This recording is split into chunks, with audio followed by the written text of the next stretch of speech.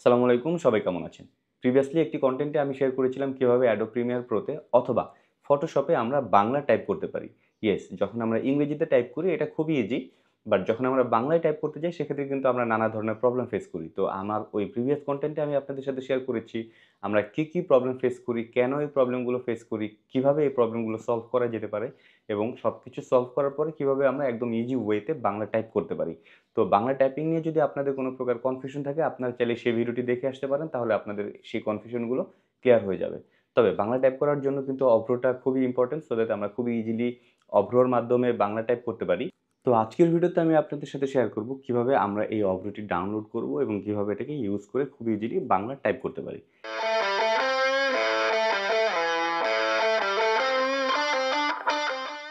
প্রথমে আমরা চলে আসলাম গুগলে। এখানে আমরা সার্চ বক্সে আমরা লিখব অভ্র। এখানে আমরা ২ নাম্বারটা দেখতে পারতেছি অমিক্রন ল্যাব, এটা হচ্ছে ওয়েবসাইট। সো এই ওয়েবসাইটে ঢুকে যাব। নরমালি যেকোনো কিছু আমরা যেভাবে ডাউনলোড করি ওইভাবেই ডাউনলোড করে নিতে হবে।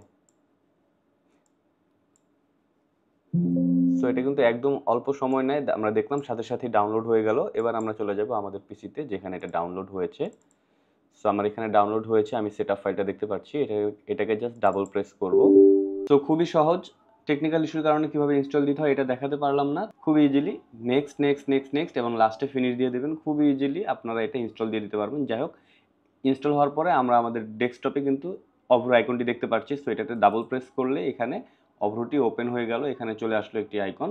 সো আমরা যদি এখানে একটু খেয়াল করি, প্রথমে রয়েছে অভ্র আইকনটি দেখা যাচ্ছে, এখানে প্রেস করলে এটার সেটিংটা আমরা এখানে দেখতে পাচ্ছি। তো এটা একটু দেখে নেবেন, এখানে আহামরি তেমন কিছু না। সেটিংটা এখান থেকে জাস্ট আপনারা, এখানে ধরার কিছু নাই, বাই ডিফল্ট সব কিছু ওকেই থাকে। দেন আমরা চলে আসছি নেক্সটে, এখানে রয়েছে ইংলিশ, এটার উপর একটা প্রেস করলে কিন্তু এটা বাংলা চলে আসলো, অর্থাৎ এখন আপনি বাংলা টাইপ করতে পারবেন। আবার এখানের উপর প্রেস করলে আবার ইংলিশে চলে আসবে।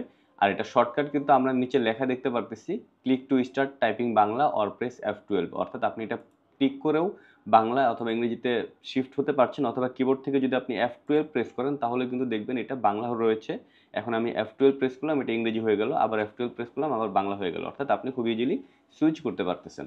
দেন এখানে যদি আমরা দেখি, একটু প্রেস করি, আমরা এখানে একটি সাজেশন দেখতে পাচ্ছি। আপনি কি টাইপ করবেন সেটা লিখার জন্য কি লিখতে হবে সেটা এখানে দেখাচ্ছে, অর্থাৎ আপনি বাংলায় ক লিখবেন, ক লিখতে হলে আপনাকে ইংরেজিতে কে লিখতে হবে, বাংলায় খ লিখতে হলে কে এইচ লিখতে হবে। সো এইভাবে সব সাজেশন দেওয়া রয়েছে। আমরা তো বাংলিশ টাইপিংয়ে খুবই এক্সপার্ট, বাট তারপরে যদি কোনো কনফিউশন থাকে আপনি চাইলে এখান থেকে সাজেশন দেখে নিতে পারেন। যাই হোক, এটা কেটে দিই।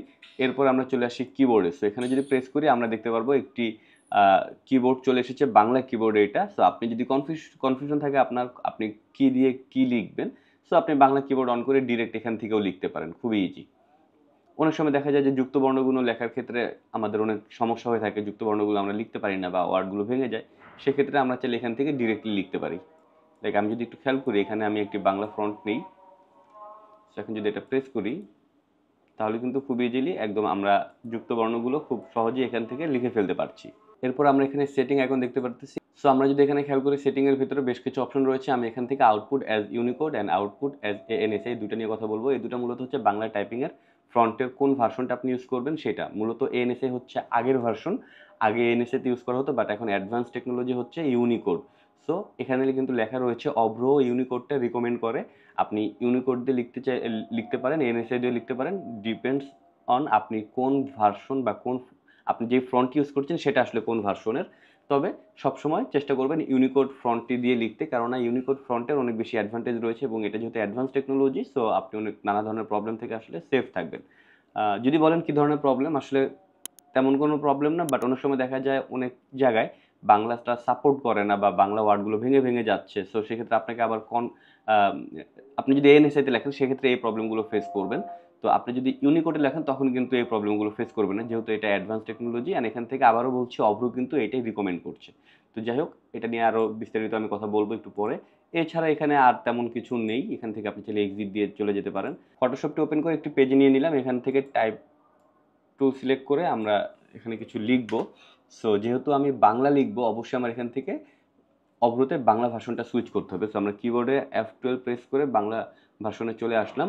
বাই দ্য ওয়ে আমার আরেকটি কন্টেন্ট রয়েছে, সেখানে কিন্তু চাইলে আপনারা বাংলা কীভাবে টাইপ করতে হয় এবং এটার কী প্রবলেম কেন হয় এবং কীভাবে সলভ করা যায়, এটু যেটা আমি বিস্তারিত আলোচনা করেছি, চাইলে সেই ভিডিওটা দেখলেও আপনাদের কনসেপ্ট ক্লিয়ার হয়ে যাবে। যাই হোক, এই মুহূর্তে আমি বাংলাতে সুইচ করে নিলাম। দেন আমি এখান থেকে ফ্রন্ট সিলেক্ট করব। আমরা যদি খেয়াল করি আমরা দেখব বাংলা ফ্রন্টের ক্ষেত্রেই কিন্তু শুধুমাত্র ইউনিকোড ANSI এই ভার্সনটা লেখা রয়েছে। যখনই আমরা ইংরেজি কোনো ফ্রন্টের দিকে খেয়াল করব এই সমস্যাটা নেই। সো বাংলার ক্ষেত্রে আগে ANSI-টা ইউজ করা হতো, এখন ইউনিকোডটা অ্যাডভান্স টেকনোলজি। সো আমরা ইউনিকোডটাতে রাখবো। অ্যান্ড অবশ্যই মাথায় রাখা লাগবে আমার এখানে অবশ্যই মাথায় রাখা লাগবে আমার এখানে আমি কোনটা সিলেক্ট করে রেখেছি। এখানে যদি ইউনিকোড সিলেক্ট করা থাকে, এখানে ফ্রন্ট থেকে আমাকে ইউনিকোডটাই নিতে হবে। আবার এখান থেকে যদি আমি ANSI-টা সিলেক্ট করে রাখি, তাহলে আমার ফ্রন্টে থেকে ANSI-টা সিলেক্ট করে নিতে হবে। আবারও বলতেছি, এই দুই জায়গায় সেম ভার্সন ম্যাচ থাকতে হবে। সো এই মুহূর্তে আমরা যদি খেয়াল করি এখানে রিকমেন্ডেড ইউনিকোড রয়েছে। সো এখান থেকে যদি আমরা ফ্রন্টটা সিলেক্ট করি, অবশ্যই ইউনিকোডটা সিলেক্ট করব। ওকে, দেন আমরা এবার যদি এখানে কিছু লিখি, আমরা কিন্তু খুব ইজিলি এখানে লিখে ফেলতে পারলাম। আবার আমি যদি চাই এখান থেকে ইংরেজি প্রেস করব, ইংরেজিতে সুইচ হয়ে গেলাম, অথবা কিবোর্ড থেকে F12 প্রেস করতে পারেন। এবার যদি আপনি লিখেন, এখন কিন্তু ইংরেজিতে লিখতে পারতেছেন। সো এখন কিন্তু আপনি চাইলে খুব ইজিলি বাংলা থেকে ইংরেজিতে সুইচ হয়ে লিখতে পারতেছেন, আবার ইংরেজি থেকে বাংলায় সুইচ হয়ে বাংলায় লিখতে পারতেছেন। অ্যাডোব প্রিমিয়ার প্রো বা ফটোশপে বাংলা টাইপিং করার ক্ষেত্রে অভ্রটা কিন্তু খুবই ইম্পর্টেন্ট। সো আশা করি অলরেডি আপনারা বুঝে গিয়েছেন কীভাবে অভ্র ডাউনলোড করে আমরা এটাকে ইউজ করতে পারবো। সো ভিডিওটি যদি ভালো লেগে থাকে অবশ্যই লাইক, কমেন্ট, শেয়ার, সাবস্ক্রাইব করে সাথে থাকবেন। ধন্যবাদ। আসসালামু আলাইকুম।